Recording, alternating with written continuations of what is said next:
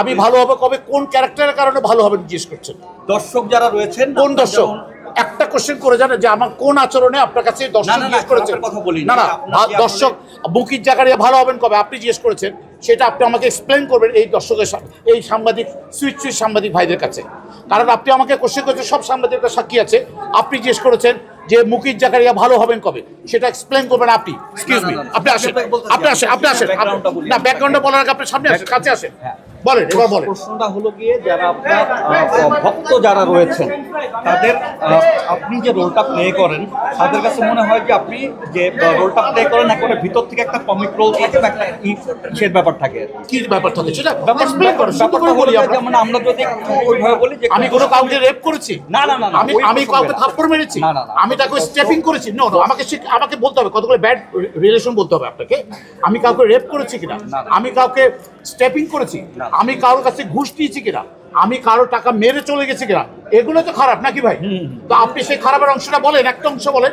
না না, খারাপের ওই অংশ না। আপনি বলেছেন দর্শকরা জানতে চায় মুকিত জাকারিয়া কবে ভালো হবে, সেটা আপনি এক্সপ্লেইন করেন সুন্দরভাবে।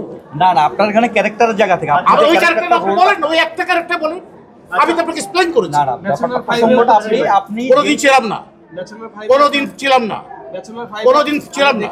আপনি আমাকে দেখেছেন প্রমাণ, এই সমস্ত এই মানে আপনার অন স্ক্রিনে কথা বলা অনেক কিছু করবে। আমি যেটা সত্যবাদী ভাবে কথা বলি সেটা আমাকে এক্সপ্লেইন করবেন পুঙ্খানুপুঙ্খ রূপে। আমাকে যেভাবে এক্সপ্লেইন করে কে বা কারা কিভাবে করছে, আমি মুকিত জাকারিয়া ভয়েস দিয়ে অ্যাক্টিং দিয়ে করেছি কিনা সেটা আগে দেখাবেন। সেই রোলের কথাই বলা হচ্ছে, আপনি যে রোলটা প্লে করেন সেই রোলে আপনার যে ধরেন নেতিবাচক হোক বা একজন সমাজের একটা যে চরিত্রটা আপনি রোল যে প্লেটা করেন, আমি যেটা করছি ভাইয়া, ভালোভাবে করেন। আমি একটু বলি, আমি এমন কোনো ক্যারেক্টার করিনি যে গম চুরি করেছি। আমি সমাজে বাজে ইম্প্যাক্ট করবে বলে যে কোনো নাটকের থেকে আমি সরে আসি। কেন? আমি শুরুতে বলেছি কোনো ধরনের ডবল মিনিং ওয়ার্ডসে কোনো কোশ্চেন করবেন না, অ্যাবনর্মাল কোশ্চেন করবেন না। ওটা বলার অধিকার আমার আছে বিধায় আমি বলতে পারি, কারণ আমি সেভাবে চলে এসেছি। আমি আজ অব্দি পর্যন্ত স্পষ্ট করে আপনাদের মতো সুইট সাংবাদিক ভাইদের সামনে বলেছি যে আমি এই ধরনের অ্যাবনর্মাল কোনো অ্যাক্টিং করি না, করবো না, ভবিষ্যতে করবো না। প্রচুর নাটক থেকে আমাকে বাদ করে দিয়েছে, এটা আমি বিগত 10 বছর ধরে বলে আসছি। তারপরে যদি এসে বলেন মুকিত জাকারিয়া ভালো হবে, খোদা হাফেজ। না।